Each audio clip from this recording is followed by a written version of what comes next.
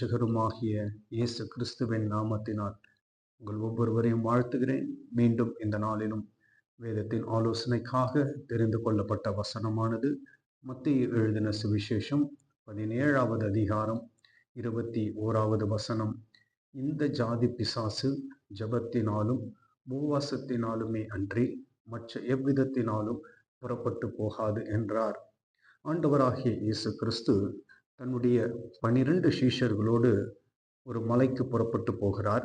அதிலே 3 பேரை ஆண்டவர், அதாவது யாக்கோபு, யோவான், பேதுரு, இந்த 3 பேரையும் ஆண்டவராகிய இயேசு கிறிஸ்து தன்னோடு கூட மலைக்கு மேலே தனித்து இருக்கும்படியாய் அழைத்து கொண்டு போகிறார். மற்ற 9 சீஷர்களும் மலைக்கு கீழே இருக்கிறார்கள். மேலே ஒரு சம்பவம் நடக்கிறது, கீழே வேறு ஒரு சம்பவம் நடக்கிறது. இந்த கீழே நடக்கிற, மலைக்கு கீழே நடக்கிற அந்த சம்பவத்தை தான் நான் உங்களோடு கூட பகிர்ந்து கொள்ள விரும்புகிறேன். இந்த கீழே 9 சீஷர்கள் இடத்துல ஒரு தகப்பன் தன்னுடைய மகனை அழைத்து கொண்டு வருகிறான். அந்த தகப்பன் ஆண்டவரை தேடி வருகிறான். ஆண்டவர் அந்த இடத்துல இல்லாத பொழுது 9 சீஷர்களை அந்த தகப்பன் பார்க்கிறான். அந்த தகப்பனோடு கூட அவனுடைய மகன் கூட கடந்து வருகிறதை பார்க்க முடிகிறது. அந்த மகனுக்கு வியாதியினால் பிடிக்கப்பட்டு இருக்கிறான். அதாவது இன்னொரு விதத்தில் சொல்ல வேண்டும் என்றால், பிசாசின் பிடியிலே அந்த சிறு பையன் அல்லது வாலிபன் பிடிக்கப்பட்டு இருக்கிறதை வேதம் நமக்கு சுட்டி காட்டுகிறது. அவன் கொடிய வியாதியினால் பிடிக்கப்பட்டிருக்கிறான். அந்த பிசாசின் பிடி அந்த வாலிபனை என்ன செய்கிறது? எப்படி ஆகிலும் அந்த வாலிபனை அழித்து போட வேண்டும். அது என்ன செய்கிறது? அந்த பிசாசின் ஆதிக்கம் அவனை தண்ணீரிலும் அவனை ஜலத்திலும் போடுகிறதை, தள்ளி விடுகிறதை நாம் பார்க்க முடிகிறது. இப்படிப்பட்ட சூழ்நிலைகளை தகப்பன் பார்த்து அவன் மிகவும் வேதனை அடைந்து, எப்படி ஆகிலும் விடுதலை கிடைக்க வேண்டும் என்பது அவனுடைய தகப்பனுடைய விருப்பமாய் இருக்கிறபடினால் அவன் யோசிக்கிறான். அவன் அநேக இடத்திலே அவன் முயற்சி செய்திருக்க கூடும், எல்லாம் அவனுடைய வாழ்க்கையில தோல்வியை கிடைத்திருக்கும். ஆனால் இப்பொழுது முடிவிலே அவன் ஆண்டவராகிய இயேசு கிறிஸ்துவை தேடி வருகிறான். ஏனென்றால் அதிலிருந்து விடுதலை கொடுக்க ஆண்டவரால் மாத்திரமே முடியும். பிசாசின் ஆதிக்கத்தில் இருக்கிறவர்களுக்கு விடுதலை வேண்டும் என்றால் அது ஆண்டவராகிய இயேசு கிறிஸ்துவினால் மாத்திரமே அதை செய்ய முடியும். இதை அறிந்தவனாய் அந்த தகப்பன் என்ன செய்கிறான்? தன்னுடைய மகனை ஆண்டவரிடத்திலே கொண்டு வருகிறான். ஆனால் அந்த இடத்துல ஆண்டவர் இல்லை. 9 சீஷர்கள் இருக்கிறார்கள். அவரிடத்துல கொண்டு வந்து சம்பவத்தை சொல்லும் பொழுது அவர்கள் 9 பேரும் என்ன செய்கிறார்கள்? அந்த பிசாசை துரத்தும்படியாய் முயற்சி செய்கிறார்கள். எவ்வளவோ முயற்சி செய்து பார்க்கிறார்கள், ஆனால் அது தோல்வியிலே முடிகிறது. இதற்கு முன்பதாக நாம் பார்க்கும் பொழுது ஆண்டவராகிய இயேசு கிறிஸ்து 12 சீஷர்களுக்கும் அவர் சகல அதிகாரத்தையும் கொடுத்திருக்கிறார். பிசாசுகளை துரத்தக்கூடிய வல்லமையை ஆண்டவர் கொடுத்திருக்கிறதை நாம் வேதத்திலிருந்து அறிந்து கொள்ள முடிகிறது. இந்த அதிகாரத்தையும் வல்லமையும் பெற்றிருந்தாலும் அவர்களால் இந்த சம்பவத்திலே பிசாசை துரத்த முடியாமல் போய்விட்டது. இப்பொழுது என்ன நடக்கிறது? முயற்சி செய்து பார்க்கிறார்கள், தோல்விதான் கிடைக்கிறது. அந்த நேரத்திலே ஆண்டவராகிய இயேசு கிறிஸ்து மலையிலிருந்து இறங்கி வருகிறார். இதை அவன் பார்த்து அந்த தகப்பன் என்ன செய்கிறான்? ஓடிப்போய் ஆண்டவருடைய பாதத்திலே விழுந்து ஆண்டவரை பார்த்து அவன் சொல்லுகிறான், 15வது வசனம், ஆண்டவரே என் மகனுக்கு இரங்கும் என்று சொல்லி அந்த வாலிபனுடைய வாழ்க்கையில காணப்படுகிற அந்த வியாதிகளையும் பிசாசு அவனுடைய வாழ்க்கையில செய்த செயல்களை எல்லாம் ஆண்டவரிடத்துல விவரித்து சொல்லுகிறான். இப்பொழுது இதை கேட்ட ஆண்டவராகிய இயேசு கிறிஸ்து அதற்கு பின்பதாக அந்த தகப்பன் என்ன சொல்லுகிறான்? நான் இந்த மகனை, என்னுடைய மகனை விடுதலை ஆக்கும்படியாய் உம்முடைய சீஷர்களிடத்துல கொண்டு வந்தேன், ஆனால் அவர்களால் அதை செய்ய முடியாமல் போயிற்று என்று ஆண்டவரிடத்துல போய் சொல்லுகிறான். இப்பொழுது நீர் ஒருவர் மாத்திரமே இதற்கு வழி, உம்மால் மாத்திரமே இதிலிருந்து என் மகனுக்கு விடுதலை கொடுக்க முடியும் என்று ஆண்டவரிடத்தில் போய் சொல்லுகிறதை நாம் பார்க்க முடிகிறது. அப்பொழுது ஆண்டவராகிய இயேசு கிறிஸ்து அதே 17வது அதிகாரம் 17வது வசனத்திலே சொல்லுகிறார், இயேசு பிரதியுத்தரமாக, விசுவாசம் இல்லாத மாறுபாடு உள்ள சந்ததியே, எதுவரைக்கும் நான் உங்களோடு கூட இருப்பேன்? எதுவரைக்கும் உங்களிடத்தில் பொறுமையாய் இருப்பேன்? அவனை என்னிடத்தில் கொண்டு வாருங்கள் என்றார். ஆண்டவராகிய இயேசு கிறிஸ்து அவருடைய அவ்விசுவாசத்தை குறித்து அந்த இடத்துல பேசுகிறதை பார்க்க முடிகிறது. பேசிவிட்டு ஆண்டவர் என்ன சொல்கிறார்?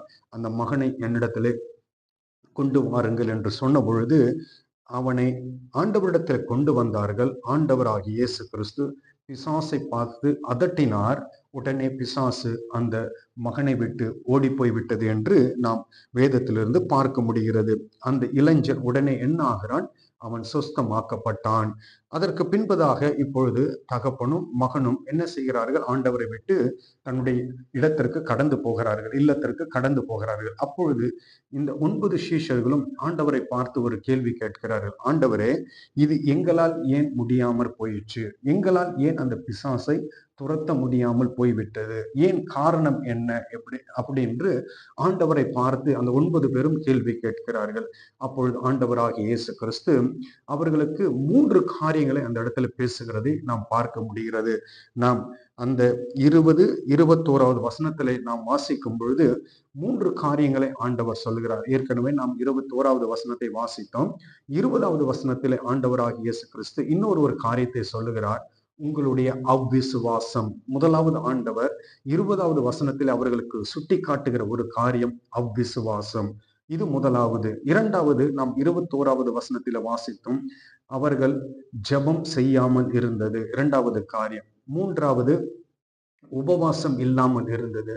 இந்த 3 காரியம் அவர்களுடைய வாழ்க்கையில இல்லாமல் இருந்தபடியினால் அவர்கள் அந்த பிசாசை அவர்களால் துரத்த முடியாமல் போயிற்று என்று ஆண்டவராகிய இயேசு கிறிஸ்து தன்னுடைய சீஷர்களை பார்த்து சொல்லுகிறதை நாம் கேட்க முடிகிறது. என்னை கேட்கிற சகோதர சகோதரிகளே, இந்த நாளிலும் ஆண்டவர் இந்த வார்த்தையின் மூலமாய் அல்லது இந்த ஆலோசனையின் மூலமாய் நமக்கு சொல்லுகிற காரியம் என்னவென்றால், இப்படிதான் ஆவிக்குரிய வாழ்க்கையிலே அல்லது வாழ்கிற கிறிஸ்துவ வாழ்க்கையிலே அநேக தேவ பிள்ளைகளுக்கு எதிராக சாத்தான் போராட்டங்களை கொண்டு வருகிறான். சாத்தான் தந்திரமான பலகீனங்களை கொண்டு வருகிறான். சாத்தான் தந்திரமாக போராட்டங்களையும் சாத்தான் தந்திரமாக உபத்திரவங்களையும் ஆவிக்குரிய வாழ்க்கையிலே அல்லது தன்னுடைய பிள்ளைகள் வாழ்க்கையில கொண்டு வருகிறதை பார்க்க முடிகிறது. இப்படிப்பட்ட சூழ்நிலையிலே நாம் கிறிஸ்துவர்களாகிய நாம் அல்லது தேவ பிள்ளைகளாய் இருக்கிற நாம் என்ன செய்து விடுகிறோம் என்றால், சாத்தானை எதிர்த்து ஜெயிக்க முடியாமல் போய் விடுகிறோம். காரணம் என்னவென்றால், ஆண்டவராகிய இயேசு கிறிஸ்து சீஷர்களுக்கு சொன்ன அதே 3 காரியம்தான். ஒன்று, முதலாவது ஜனங்களிடத்துல காணப்படுகிற அவ்விசுவாசம். இரண்டாவது, ஜனங்களிடத்துல காணப்படுகிற ஜெப வாழ்க்கை, குறைவான அந்த ஜெப வாழ்க்கை. மூன்றாவது, ஜனங்களிடத்துல இல்லாத உபவாசம். இந்த 3ம் எந்த மனித வாழ்க்கையிலே அல்லது எந்த ஆவிக்குரிய வாழ்க்கையிலே தன்னுடைய பிள்ளைகள் வாழ்க்கையில குறைந்து காணப்படுகிறதோ, அவர்கள் பிசாசின் போராட்டத்திற்கு, பிசாசின் தந்திரமான செயல்களுக்கு அல்லது பலகீனங்களுக்கு எதிர்த்து அவர்களால் ஜெயிக்கவே முடியாது. அதுதான் ஆண்டவராகிய இயேசு கிறிஸ்துவினிடத்துல சீஷர்கள் கேட்ட பொழுது ஆண்டவர் சொன்ன பதில்.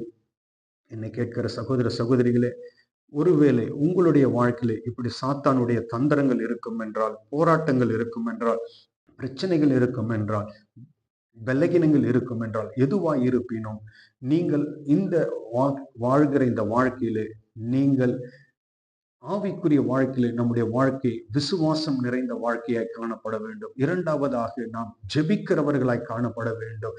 மூன்றாவது, உபவாசம் இருக்கிறவர்களாய் இந்த 3ம் யாருடைய வாழ்க்கையில குறைவா இருக்கிறதோ சாத்தான் எளிதாக அவர்களை ஜெயித்து விடுவான். நாம் சாத்தானை ஜெயிக்க முடியாது. இந்த 3ம் யாருடைய வாழ்க்கையில் இருக்கிறதோ அவர்கள் சாத்தானை ஜெயிக்க முடியும். இந்த 3ம் யாருடைய வாழ்க்கையில இல்லையோ அல்லது குறைவா இருக்கிறதோ அவர்களை சாத்தான் எளிதாக ஜெயித்து விடுவான். அதுதான் அந்த இடத்துல நாம் இந்த வாசித்த அந்த சம்பவத்திலே நாம் பார்க்க முடிகிறது. சீஷர்கள் அதிகாரம் பெற்றவர்களாய் இருந்தாலும், வல்லமை நிறைந்தவர்களாய் இருந்தாலும், ஒரு சம்பவத்திலே அவர்களால் என்ன செய்ய முடியவில்லை. சூழ்நிலை நிமித்தம் அவர்களால் ஜெயிக்க முடியாமல் போய்விட்டது. ஒருவேளை உங்களுடைய வாழ்க்கையிலும் அப்படி ஜெயிக்க முடியாமல் திணறிக் கொண்டிருக்கிறீர்களா? போராட்டத்தின் மத்தியில, பிரச்சனையின் மத்தியில, பாடுகளின் மத்தியில, பலகீனத்தின் மத்தியில சாத்தான் உங்களை எதிர்த்து போராடி கொண்டிருக்கிற இந்த வேளையில ஜெயிக்க முடியாமல் திணறிக் கொண்டிருப்பீர்கள் என்றால், இந்த நாளிலே ஆண்டவர் உங்களுக்கு கொடுக்கிற ஆலோசனை என்னவென்றால், உங்கள் விசுவாசத்தை வர்த்திக்க பண்ணுங்கள். இரண்டாவதாக, உங்களுடைய ஜெப ஜீவிதத்தை வர்த்திக்க பண்ணுங்கள். மூன்றாவது, ஆண்டவருடைய சமூகத்திலே உபவாசம் இருக்க பிரயாசப்படுங்கள். இந்த 3ஐயும் நீங்கள் செய்யும் பொழுது உங்களுக்கு எதிராக சாத்தான் என்ன பிரச்சனையை கொண்டு வந்தாலும், போராட்டங்கள், பலகீனங்கள் எது கொண்டு வந்தாலும் நீங்கள் அதை ஜெயிக்கிறவர்களாய் காணப்படுவீர்கள். அப்படியே கர்த்தர் உங்கள் ஒவ்வொருவரையும் விடுதலையாய் நடத்துவாராக. நாம் ஜெபிக்கலாம். நேசித்து வழி நடத்துகிற அன்பின் ஆண்டவரே, இதோ இந்த நாளுக்காய் நன்றி ஐயா. நீர் கொடுத்த இந்த ஆலோசனைக்காய் ஸ்தோத்திரம். நாங்கள் பிசாசை ஜெயிக்க வேண்டும் என்றால், அவனை மேற்கொள்ள வேண்டும் என்றால், இந்த விசேஷித்தமான இந்த ஜாதி பிசாசை நாங்கள் துரத்த வேண்டும் என்றால், எங்கள் ஜனங்கள் வாழ்க்கையில காணப்படுகிற அந்த அவ்விசுவாசம் மாறி போகட்டும் ஐயா. அவருடைய ஆவிக்குரிய வாழ்க்கையிலே ஜெபிக்கிறவர்களாய் அதிகமாய் ஆண்டவருடைய சமூகத்துல நேரத்தை செலவிடுகிறவராய் மாற்றும்படியாய் ஜெபிக்கிறேன். அதுபோல உபவாசம் இருக்கிறவர்களாய் ஆண்டவர் அவர்களை மாற்றும்படியாய் ஜெபிக்கிறேன் ஐயா. நீர் சகல அதிகாரங்களையும் உங்களுடைய பிள்ளைகள் கரத்தில் கொடுத்திருந்தாலும் அது அவர்களுடைய வாழ்க்கையில செயல்படாமல் இருக்கிறதற்கு இந்த மூன்றே காரணம் என்று என் ஆண்டவர் இந்த நாளிலே எங்களுக்கு சுட்டி காட்டுகிறதற்காய் நன்றி. தொடர்ந்து விடுதலையோடு ஒவ்வொருவரையும் நடத்துவீராக. துதி கனம் மகிமை எல்லாம் ஒருவருக்கே செலுத்துகிறோம். ஜெபம் கேட்டபடியினால் ஸ்தோத்திரம். இயேசு கிறிஸ்துவின் நாமத்தில் ஜெபிக்கிறோம். எங்கள் ஜெபம் கேளும் ஜீவனுள்ள நல்ல பிதாவே, ஆமென். இந்த வார்த்தையின்படியே கர்த்தர் உங்கள் ஒவ்வொருவரையும் ஆசீர்வதிப்பாராக. ஆமென்.